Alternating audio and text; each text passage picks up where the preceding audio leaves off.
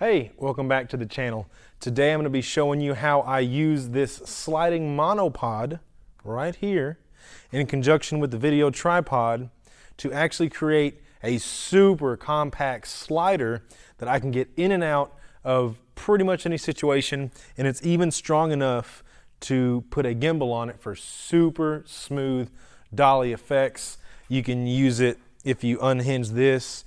You can use it like a crane or a jib. You can use it as a rotating shot, or you can unlock it and use it as a slider. The base is a Mac trim video tripod. There's like 5 companies make the same identical tripod, so I'll throw a link in there to what I have, but if you find one that looks the same, it probably is the same.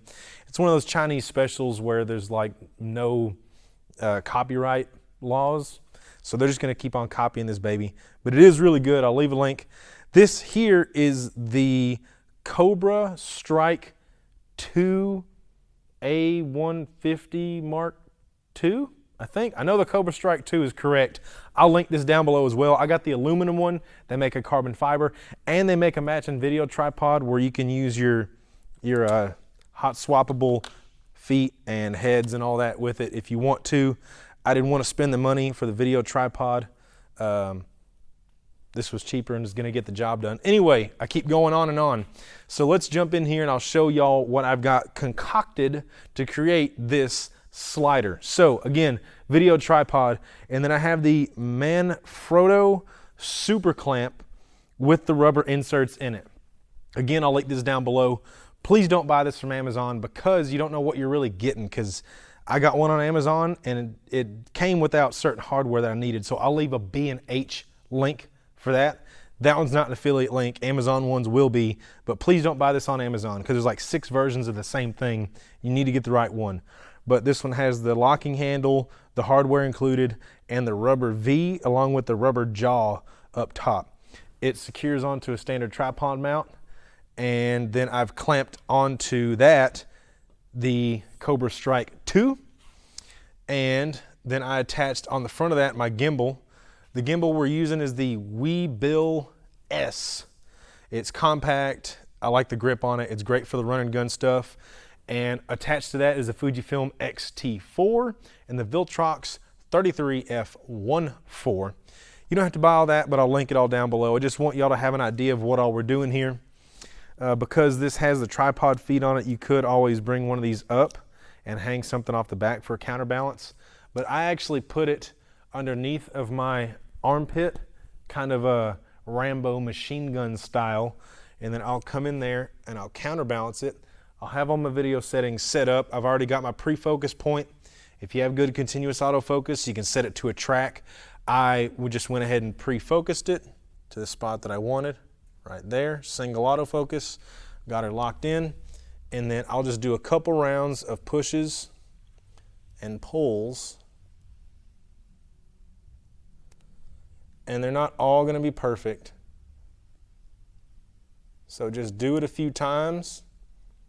You can pick the best of the bunch in post, and then if you want, you can do a little warp stabilize if needed. Now keep in mind, if you got it pretty wobbly and you warp stabilize, your parallax, your forced perspective is going to be all messed up. So get it as perfect as possible in camera. And in post, you can even, if you're recording 4K and you're going to output to 1440p or 1080, you can also jump in there and add an additional push or pull through digital zooming with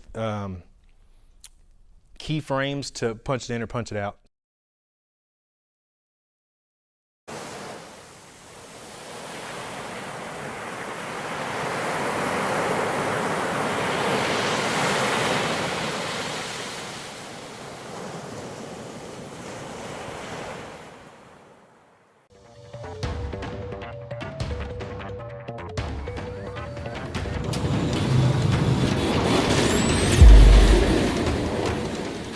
So now that y'all have seen a couple of examples on those, I did embellish the zoom just a little bit, or the slide, by adding a little bit of a digital zoom, anywhere from 10 to 25%, and then pulling that off, matching the actual pull of the slider slash monopod.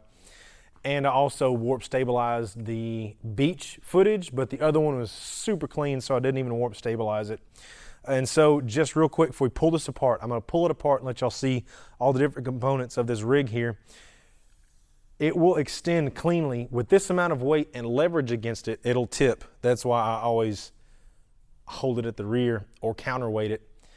It will hold it nice and clean and smooth for about 45 centimeters of movement. If I was using a lighter rig or if I wasn't extended out because of the gimbal, then it would move more, probably another 10 centimeters, because it still has that much more to go. It's just not stable out there. Or if you wanted to go with a dual tripod and C-clamp it again right here, that would probably stabilize you out a little bit more, but then you're adding all this extra bulk to the system. And by the time you get to 2 tripods, you kind of defeat the point of having such a slim and trim monopod slider system. But anyway, y'all kind of get the point on that. So let's lock this down. So let's start pulling this apart so y'all can see the different components. Again, this is the Manfrotto Super Clamp. I'm going to pull that off. There's your model. It is the iFootage Cobra Strike 2 A150S Mark II. Specifically under it says CB2A150S-II. I'll link it in the description. Okay, so then I'm going to pop out my little tripod feet so that I can put this on the ground, and we'll show you the rest of the system here. So there's that. It is collapsed all the way down. This down here, if y'all wanted to know, you can unscrew it and then you have quite a bit of motion, and then you can lock it back down. This is quick detach like y'all saw earlier. This is as well, and it has a dual function screw under there. I'll show you in just a second. Let's get this pulled apart to show you this. So this is the tripod base, and this is the Manfrotto Super Clamp from here up. As you can see, it has the rubberized V and the upper tooth, and mine did come with the hardware and this little adjustment back here. And then you just have your video tripod. Standard stuff. This one you can flip the feet out and have little spikes for outdoor usage, dirt and sand, to be a little more stable than the big wide feet. Let me put this back on here, and let's look at this over here. So let's unscrew that. And this is the dual function screw I was telling y'all about. That's the larger of the screws. I'll put up on screen exactly the sizing, and this one down here is your standard 1/4-20 compressed inside of there. So my gimbal uses a 1/4-20, and as I screw it in, it will press that larger one down out of the way. So it's a dual function. And then again, we have the gimbal XT4 Viltrox 3314. This would have a tripod available to it, and we also have a grip. All this stuff will be linked in there. I'm not trying to be a shill. I just wanted to break everything apart so you could actually see it as individual pieces to the system I've put together here. So that's the video. Links down below. Subscribe to stay on top of all my new content. We're about to go out and record some more videos. And like it if you liked it. Thanks for watching all the way through. Y'all have a great day.